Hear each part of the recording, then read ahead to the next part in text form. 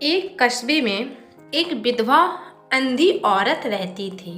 उसका एक बेटा था जिसके पालन पोषण की सारी जिम्मेदारी उसके कंधों पर थी। वह अपने बेटे को पढ़ा लिखा कर बहुत बड़ा आदमी बनाना चाहती थी, इसलिए उसने उसका दाखिला कस्बे के सबसे अच्छे स्कूल में किया। वह दिन रात मेहनत करती ताकि बेटे की स्कूल की फीस दे सके। लड़के के स्कूल के बच्चे उसकी माँ के बारे में जानते थे। वे सब उसे अंधी का बेटा कहकर चिढ़ाते थे। लड़का उससे बहुत परेशान था। उसे अपनी माँ पर शर्म आने लगी थी। वह उनके साथ कहीं आने जाने में कतराने लगा था। जब लड़का बड़ा हुआ तो उसकी शहर में अच्छी नौकरी लग गई।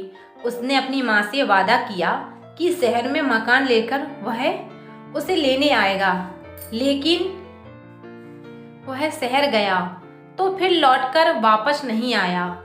उसकी अंधी माँ उसका इंतजार करती रह गई।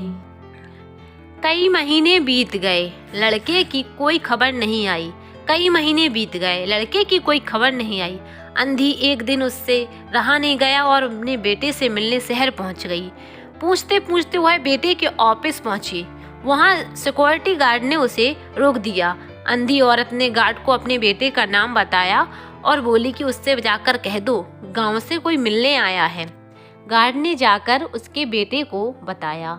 बेटे ने ऑफिस की खिड़की से देखा तो उसे अपनी माँ गेट के बाहर खड़ी नजर आई। वह ऑफिस में सबके सामने अपनी माँ की वजह से शर्मिंदा नहीं होना चाहता था। उसने कहला दिया कि वह ऑफिस में नहीं है। अंधी औरत वहाँ से चली गई। शाम को वह लड़का ऑफिस से घर जाने के लिए निकला।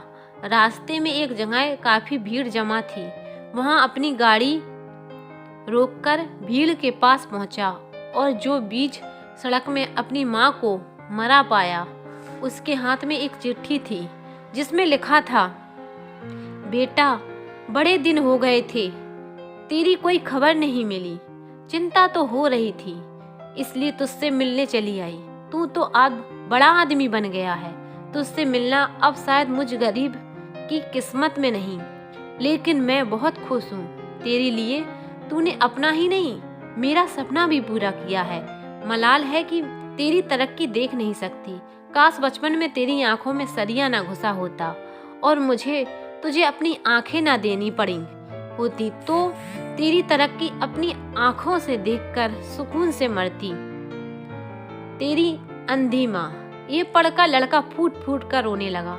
जिस अंधी माँ पर उसे शर्म आती थी, उसने उसके लिए इतना बड़ा बलिदान दिया। वह आत्मग्लानि से भर उठा। दोस्तों, माता पिता अपने बच्चों के लिए अपना सर्वस्व न्यौछावर कर देते हैं। उनका हमेशा सम्मान करना चाहिए।